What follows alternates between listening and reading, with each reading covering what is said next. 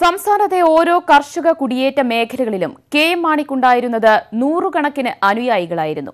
പാലായിൽ നിന്നും പരിസരങ്ങളിൽ നിന്നും കുടിയേറിയ കർഷകർ തന്നെയായിരുന്നു അവിടെയെല്ലാം കേരള കോൺഗ്രസിന്റെ ഭാരവാഹികൾ.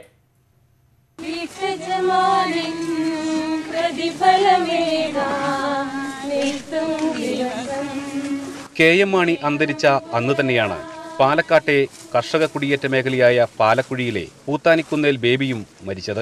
കേരള കോൺഗ്രസിന്റെ പഴയ ബൂത്ത് പ്രസിഡന്റായിരുന്ന ബേബിയുടെ സംസ്കാര ചടങ്ങിനെത്തിയവർക്ക് പറയാനുണ്ടായിരുന്നത് പ്രിയപ്പെട്ട മാണിസാറിനെ കുറിച്ച് കൂടിയായിരുന്നു. വൈദ്യുതിയില്ലാത്ത പാലക്കുഴിയിലേക്ക് വെളിച്ചമെത്തിക്കാൻ കെ.എം. മാണി ഇടപെട്ടതിനെക്കുറിച്ച്, റോഡിന് സഹായം നൽകിയതിനെക്കുറിച്ച്, നികുതി പ്രശ്നം പരിഹരിക്കാൻ ഇടപെട്ടതിനെക്കുറിച്ച്, അങ്ങനെ ഒരുപാട് പറയാനുണ്ട് ഇവിടുത്തെ മലയോര കർഷകർക്ക്. പാലക്കുഴിക്ക് ഏറ്റവും അത്യാവശ്യം ഉണ്ടായിരുന്നത് ഈ വെളിച്ചമായിരുന്നു, കറണ്ടില്ലായിരുന്നു, റോഡില്ലായിരുന്നു. മറ്റ് വികസന പ്രവർത്തനങ്ങളൊന്നും ഈ പാലക്കാട് ജില്ലയുടെ ഈ മലയോര മേഖലയായ ഈ പ്രദേശത്തേക്ക് ഇല്ലായിരുന്നു. അതുപോലെ കർഷക തൊഴിലാളി പെൻഷന്, കർഷക പെൻഷന് ഇതെല്ലാം ആവിഷ്കരിച്ചത് ഈ മലയോര പ്രദേശങ്ങൾക്ക് ഏറ്റവും വലിയ ഉപകാരമായത്. ഏത് കാര്യങ്ങൾക്ക് ഇവിടെ ചെന്ന് പറഞ്ഞാൽ നിരാശയോടെ ആരും മടങ്ങിയിരുന്നാണ് പറയുന്നത്. പാലക്കുഴി മാത്രമല്ല, കേരളത്തിന്റെ എല്ലാ കുടിയേറ്റ മേഖലകളിലും കെ.എം. മാണി ഇഷ്ട നേതാവാണ്. അവിടെയെല്ലാം കേരള കോൺഗ്രസിനെ വളർത്താൻ കെ.എം. മാണിയും എത്തിയിട്ടുണ്ട്. മാണി ഇവർക്ക് പാലായുടെ മാത്രം MLA ആയിരുന്നില്ല, ഓരോ മലയോര മേഖലയുടെയും കൂടി ജനപ്രതിനിധി ആയിരുന്നു.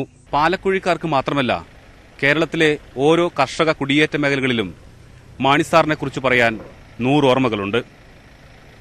ക്യാമറമാൻ പ്രജിത് കൊങ്ങാടിനോടൊപ്പം പ്രസാദ് ഉടുമ്പിശ്ശേരി, ന്യൂസ് 18, പാലക്കാട്.